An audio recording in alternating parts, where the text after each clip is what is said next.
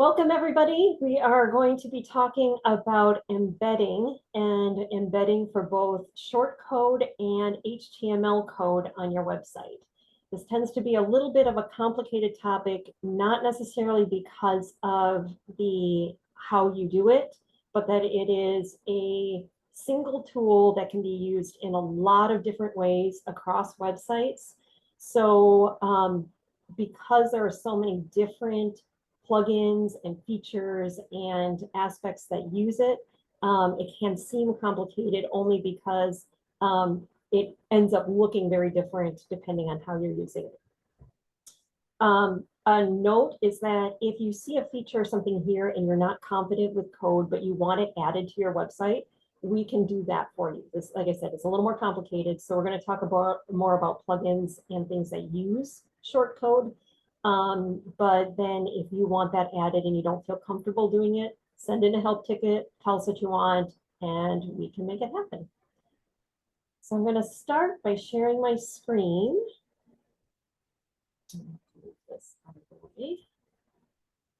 Okay, we're going to share a screen that has the short code or embedding code for short code and HTML. So this is on the Libraries Union training website right now. I can toss this link into chat. And I want your feedback today on the content of this, if there's things that make sense or don't make sense, and then we'll look at some examples of this. But basically, the function of adding and embedding code on your website is there for the purpose of bringing information into your website from another source. Short code is something that comes from a plugin that you've added to your website. So if you're comfortable with using and adding and taking plugins, managing plugins on your site, this is what you would be using it for. HTML code is used to bring information from other websites back into your website from another source.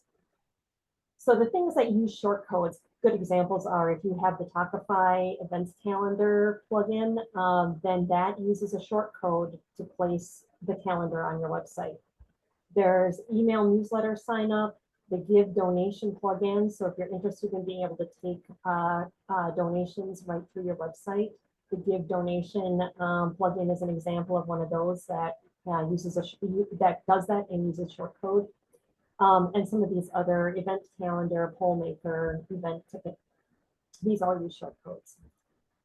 The ones where it brings information in from an outside website using HTML, and you'll see this when you read the code, it either says div or iframe as an example. This one, the big one that we've been talking about is the more catalog featured book list, the book carousels. This comes as an iframe code that gets embedded on your website. And then Google Calendar, iCal calendars, unlike Talkify events calendar, these usually get embedded through HTML code. So if you want to review back here, we have your contents of this. We'll talk about the short code basics, syntax, embedding, and then the same for HTML code. So the basics on short code is that when you place a short code onto your website, and we'll get into what that actually looks like in a second, when you put it onto your website, that information will automatically update.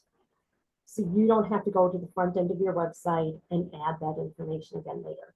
And if you might add information to a plugin or something on the back end, but usually that just lives on your website and it keeps doing what you're going to do.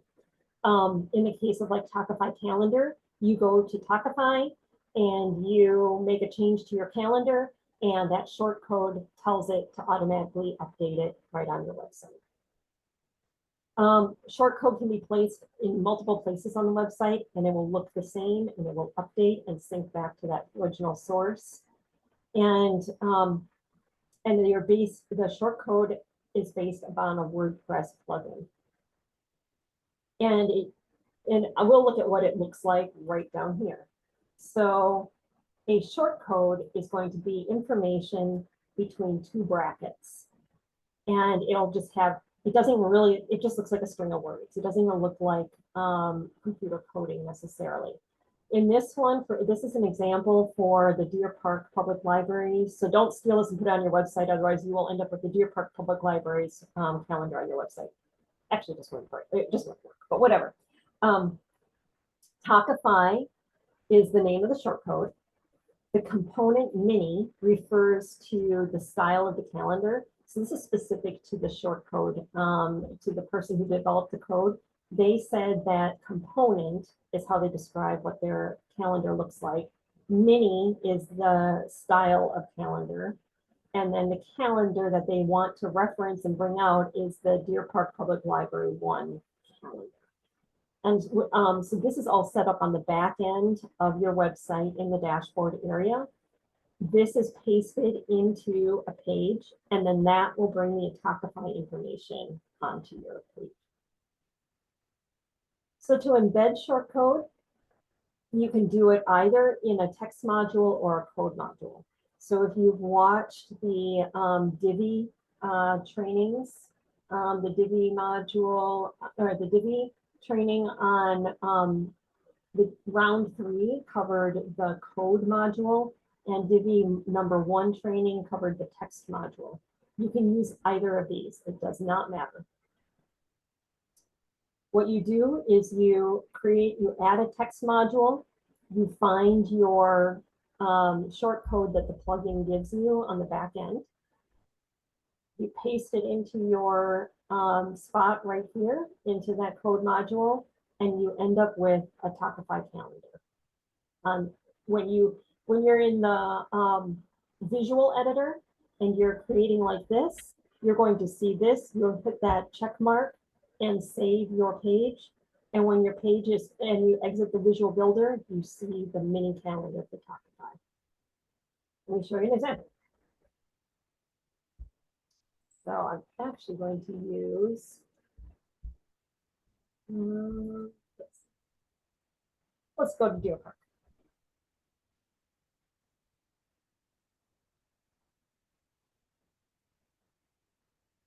If they're not here to get picked on today, I will grab theirs. So let me actually open their website. And as I was saying, the Deer Park has this mini calendar here on their page. And let's enable the visual builder and we can see how theirs is embedded. As it goes.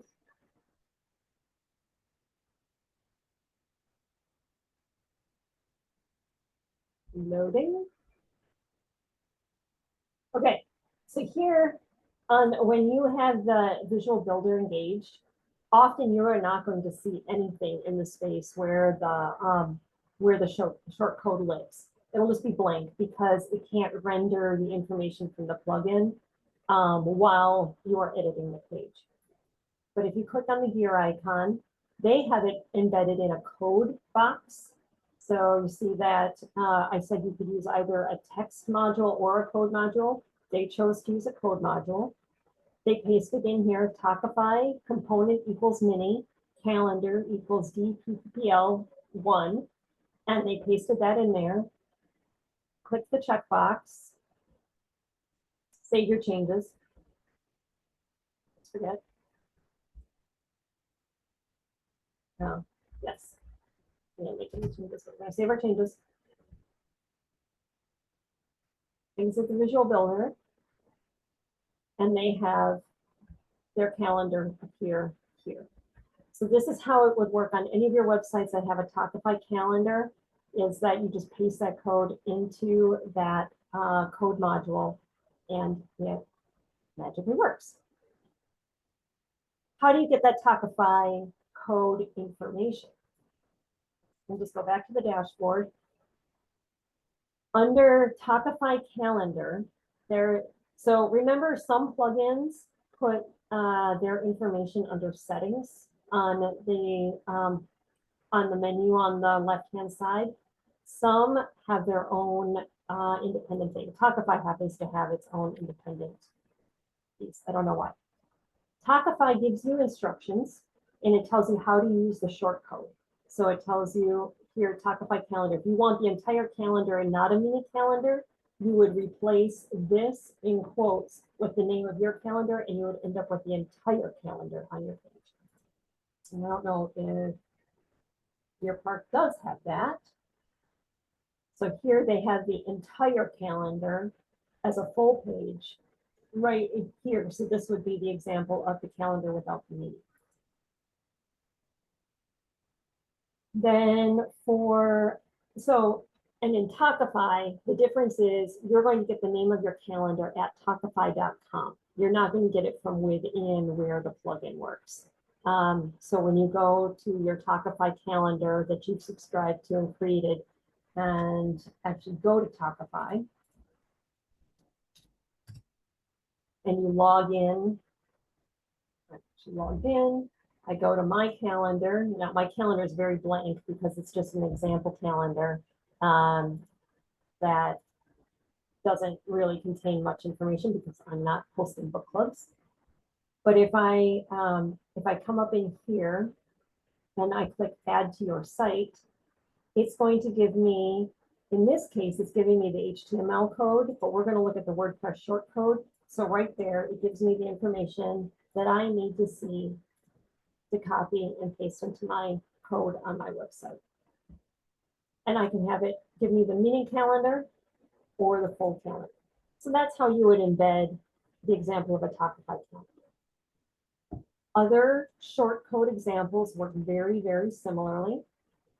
The difference is you're going to get a different short code from a different source. But again, you can paste it into either a text module and it would look like this, or you can paste it into a code module. I might recommend a code module just because that's actually what it's built for, and you have less chance for something being weird. And if it doesn't work, make sure that you don't have a space between in here with the brackets or extra things. Your syntax does need to be a little careful as far as not leaving extra gaps or characters or anything, other information in here, which is also another reason a text module might not work as well. I'm going to slow down and take a second. Does that at least make sense in theory? If you know what your short code is and how to get it, do you understand how it would go onto your web page? Okay, got a couple thumbs up. So that's the short code piece. I'm going to show you some examples of other things that use a short code besides Talkify. Some of you might be interested in being able to accept donations to your library or library foundation or friends through your website. People may not carry cash or want to write a check. They might be more inclined to use their debit card, credit card, or PayPal account. There are a couple plugins that are capable of doing this, but the one that I've worked with the most and had good success with is the Give donation plugin. And I'll show you an example of what that looks like. Scroll down to TV Stat Library. We just set them up with that.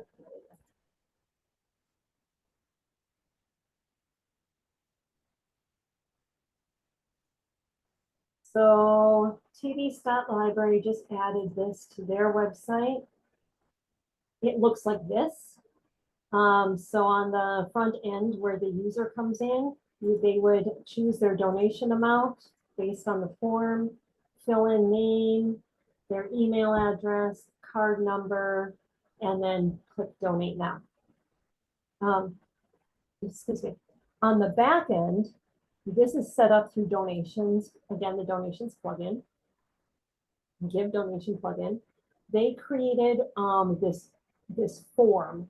And when they created the form and they chose what their donation levels would be and set up all of their information behind it. And the other caveat to this is you have to have a bank account that is linked to your PayPal or something to be able to, I think they work with PayPal and Script, or you need to have that all set up before you can do this. I'm just talking about getting the short code added.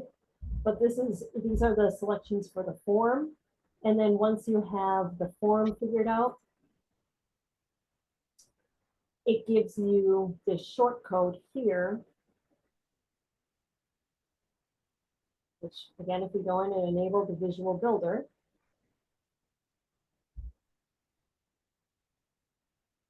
loading, loading, loading.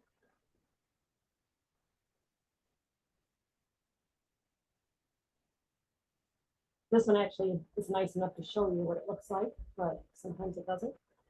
They did use a text one here, and they just pasted the short code that appeared here, just pasted that right into their form, into their text box and with the form information. Save your work. Exit Visual Builder, and that's how you would install the short code for a Give plugin. There's a lot of other setup that needs to be done for that plugin, but that gives you an idea of one other piece or one other plugin that does use short code. If you wanted email newsletter sign up, MailPoet is an example of an email newsletter.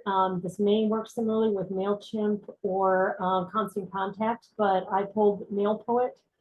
They have a plugin, a WordPress plugin, and you would set up your MailPoet account, create your newsletter, and then you would insert the code for your newsletter into your website, and you could have people signing up, and it would send that information to MailPoet, and then MailPoet would automatically add people who have signed up for your newsletter on your website. And this is what it looks like on the Baldwin Library. Baldwin Library has just put in your email address. Let's keep in touch. And it sends their email newsletter out to that new person who's just signed up. If you don't use Talkify, there's another plugin for all-in-one event calendar. And this one uses a variety of short codes that you can create different views for your calendar. You should select one, and then this is an alternative to Talkify, where you would actually put your calendar events in, very similar to making posts on your website. You actually add them right directly into WordPress rather than having an account through Talkify. So it's just a couple examples of plugins, common plugins that use short code, but there's quite a few others. Again, just kind of knowing that that short code is available as an option for your website might be helpful. Any questions on short codes first?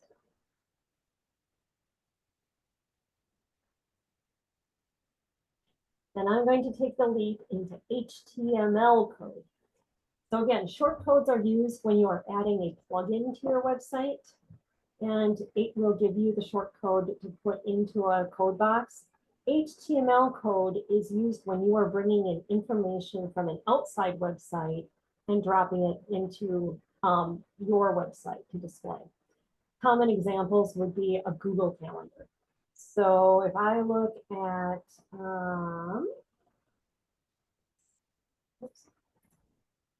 training calendar. So on the Libraries Win training website, I have a Google Calendar embedded. And if I were to enable the visual builder, we'll talk about how this works in a second, but you can kind of get an idea of how this is different. Oh, come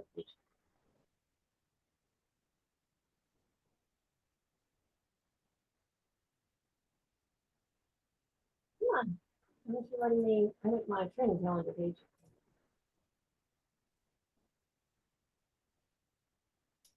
Okay, we'll come back to that. We'll look at how the code works first. So the difference here, and actually if we go back to the Talkify, maybe that's the easier one. You notice back when we did the WordPress short code, it also came up with the HTML option. In this case, it starts with the div or division for HTML, and then a whole bunch of gobbledygook code that follows after that. It looks vaguely familiar when you look at the short code, but it has a lot more stuff in it. And the easiest thing is most websites will just give this to you. You do not have to write code yourself. And when it gives it to you, you would just copy and paste this as it is. You would insert a code module, just like we talked about before, paste that into the code editor, paste that into the code editor, and you will have the exact same result, in this case, with the Talkify calendar as you did with the other one, as you did with the short code. But the and HTML code is more flexible because it does not require you to have a plugin. If I were to go to Google Calendar, and I should have done this right before, all of our calendars, and if you wanted to, let's see, go to my calendar, settings and sharing. I wanted to share and embed mine. I would scroll down all the way here. And I need to remember where to find it to integrate it. There it is. So on a Google Calendar, under sharing and settings, you have the embed code for the calendar. Just going to, in this case, it is an iframe code. So iframe and div behave the same way, but most of the time you probably will see an iframe more often. And they will give it to you right in the website source. So again, the website, Google or iCal is one that heavily relies on HTML code. But the other one that really relies on HTML code is our book carousels. So here I showed the example of the backend code for a Google Calendar and then the final result. This one actually adds some information for it so that it is a mini agenda or a mini calendar that comes up on the agenda. And that's what it looks like on the front page of the Libraries Win training website. Here's where the Google Calendar code gets added. But then we get into the website carousels. So for all of our websites, whether you are in IFLIS, Northern Waters, or WVLS, all of the websites use some form of iframe code to be embedded. What goes in the middle of this is different between the three library systems. And in this case, Northern Waters and WVLS are more similar to each other. But what happens is this code gets put in on the back side, and what you get in on the front end is something that looks very similar across all three websites. Is you get your new titles or whatever your list is set up displayed as a book carousel on your website. And I know that this is an area that is of high interest to our people over at our more catalog IFLIS people, because yours takes more manual updating. What happens for Northern Waters and WVLS, the type of back-end things that are happening with that iframe code is all you do is create a search query. So you can put into your catalog, a search query that says, I want to see all new books that were added to the catalog in the last 2 months, adult fiction. And once you have that query, that is what gets embedded as a collection spotlight into your website, and it will automatically update and add new books every single time that query is run. So every time your website loads, it will automatically find anything that matches that query. Sorry to the more catalog people, yours don't automatically update that same way. You have to go, there's an extra step here where you need to go in and create the list and then add new books to that list when you want that to change. I'm going to pause half a second because I want to side note this. We are working on human automating that system for you. So most most IFLS libraries currently have kind of a generic search happening for a generic list of new books and new movies and TVs that are new to the More catalog in general. And that is manually updated. I am recruiting, and you may have seen this email go out, I am recruiting some volunteers out of the More system who like creating book lists. I'm going to ask them to update this list on a regular basis for you. So if you already have that carousel on your website and you're happy with the way it's functioning, you just want to see those books change more often, that will be happening probably in the next week or so. So you don't need to worry about having to go in there and manually do it yourself. However, if you want to add a carousel to your website, or if you want to create your own book list and have that display on your website, this is where that new information is important for you. Okay, does that make sense? I'm seeing some quizzicals and I'm seeing some nods. Got a thumbs up from Britta. Well, I'm sorry, did I understand to say that the More library system will be getting the ability to have a list, to have a new materials without us having to build a list? Yes, in a manual sort of way. Let me bring up the More. So a couple weeks ago, Lori Roholt had a nice training for you guys, a nice webinar on how to use the More catalog. And I do have a link. So in this training, so we're actually transitioning right now to a whole new topic that I didn't realize this was going to be a 2-for-1 until I started writing the training for today. Website book carousels. So this segues that embedding into the discussion of how it works. So we have instructions for creating carousels in Aspen and Northern Waters. The good news is, again, for Aspen and Northern Waters, you only need to do this once. You don't need to come back to it. So I'm going to focus, start by focusing on the More catalog one because there's an extra step involved. And then I'll show you the similarities for all three. So when you want to create, again, this is what the front end looks like. And it looks all the same across all three systems. A list of books, slightly different look, but tabs and or most of them have tabs, depending on how you have it set up, or lists of books. So that's similar across the three websites or three systems. In More, you need to create or select an existing list.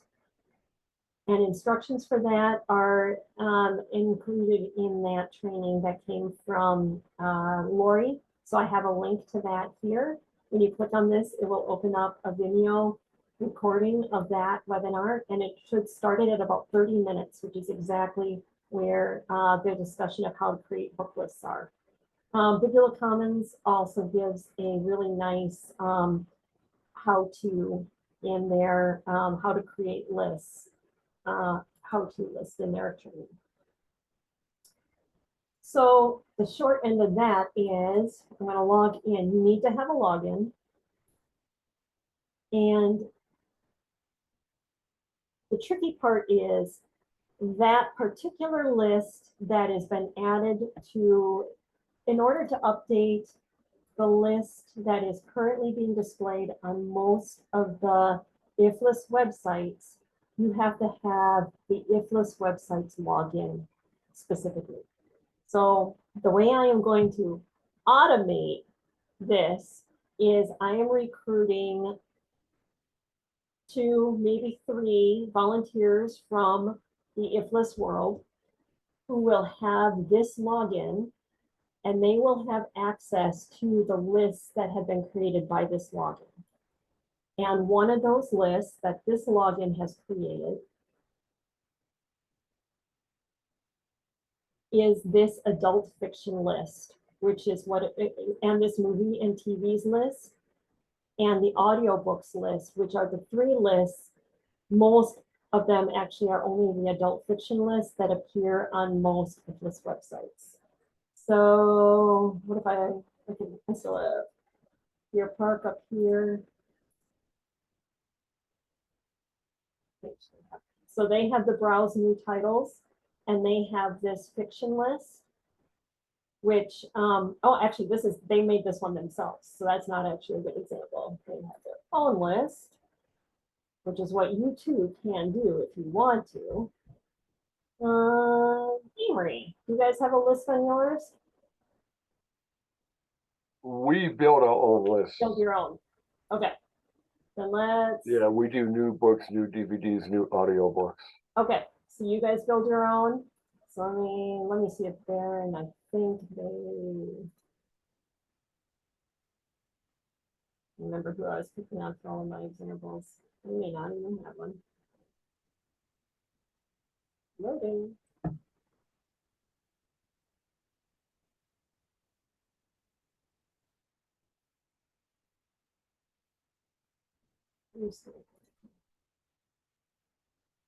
Okay, they have the adult fiction on the Baron website. So this list on the Baron website refers back to this adult fiction list.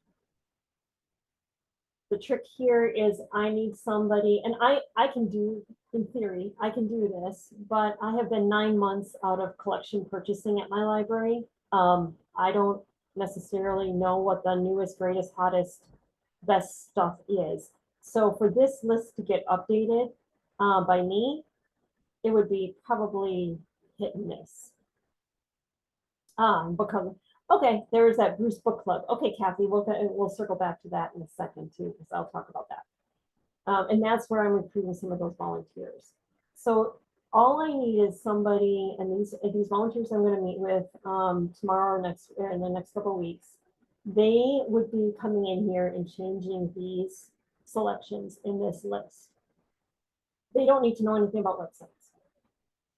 So then, when I come back to the Baron website, everything that is here would automatically get updated based on that website carousel. So based on this list for the website carousel. Now, if you want to create your own list and you want to if you want to log into More and create your own list, you do not have to have anything fancy. You can use any list that is on the More staff picks website, and you can create a carousel for it. The formula involves selecting a list from this staff picks. Don't try this with new at the library or popular formats. It will not work. Select from this list from the library staff list. Any of these can be embedded on your website very easily. Or you can create your own list and then embed that into your website and have your own updated list. The key part, I'm just gonna flip back to our training here, is you need the list ID. You can use a generic piece of code, a piece of embedding code, an iframe to do this, but you need the list specific ID. And the trick that it took me probably about 2 hours of solid work the other day was to figure out where the heck this list ID lives. The only place that this list ID lives is in the URL for that particular list. And it's not this, it is a 10-digit code, the second set of 10-digit string of numbers at the end of the URL for a list. So this is not hard. What is difficult is finding the pieces to the puzzle to plug in to the spots. So the pieces of the formula and the pieces of the puzzle that you need are a list that you select. So we could decide we want African American voices for young readers, and we want to feature that as a book display on our website. No, what about the books based on Taylor Swift? Oh, there's that. We could also do Taylor. If we could have a Swifty, we could have a Swifty fest. Oh, you are so like. How about Disco Across the Ages? You know, like there's some great lists here, people. Disco Across the Ages.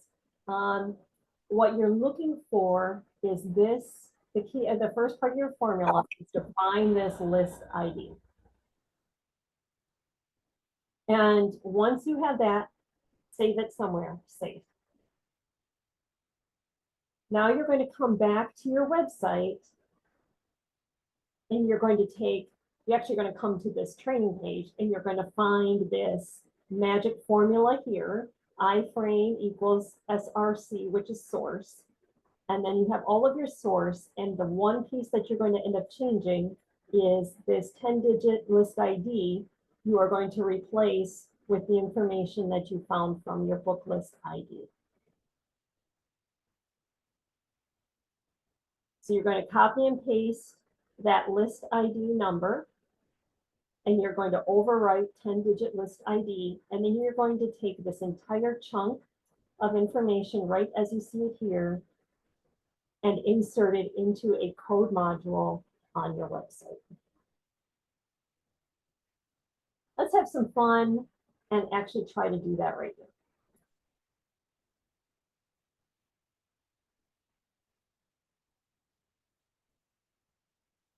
So I'm going to enable Visual Builder, and I'm going to do creating a carousel. So Britta, this is when you want to add your brand new, actually I'm not going to do that. What I'm going to do is I'm going to scroll down to the, I'll just do it at this top. All I need to do for a code carousel is add a new module, and you pick where on your website you want this to go on your web page. You pick your website and your web page that you want a new module, and I'm going to insert a code module. This brings up that empty space for my code module, and I already said that I know I need to have this code. So if you bookmark this page, you have your code template, but what is not going to work is this word 10-digit list ID. This is where I want to go back to my my staff picks list or the list that I made. We'll do diverse reads.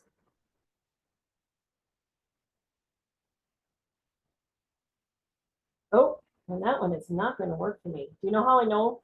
The ones that are not going to work, I believe, are the ones that say share. If it says share in it, it might not work. Let me try it and see if it will.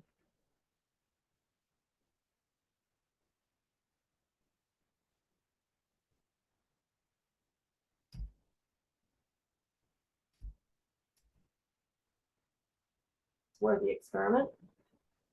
Save it. Oh, it did work. Okay, so even if it says share, whatever it is, it's going to be the last 10 digits. And then just like that, I have a diverse reads carousel on my website. If you have created your own list, so I'm going to go to lists here, and then Kathy was saying that she wants to update that Bruce Book Club list. So this is where my recruiting of volunteers is going to come in important, is going to be key here. If you have a carousel on your website that you need, that you either, if you want to create your own list and totally overwrite it, you now know how. You can create a list and you can get that 10-digit list ID off of it, and you can fix what's on your website right now. But if you have one and you're not confident with doing all of this code mucking about and everything, send a ticket to the help desk and say, I want this carousel updated with some different information. And my volunteers, I'm hoping that they're going to be willing to work with you to create a list and then that will automatically update on your website. Does that make sense?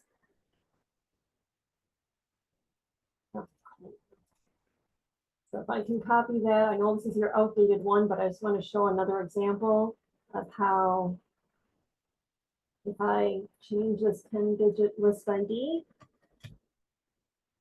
it will come up with the Bruce Book Club one. So it's as easy as that. What is more difficult is making sure that the books in this list have changed to reflect what you actually want to have shown on your website.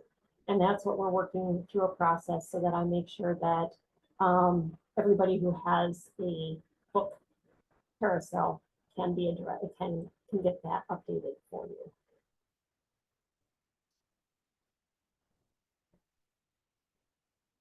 And I'm not always aware of what's on every website. I really don't follow if people have a specialty carousel on their website.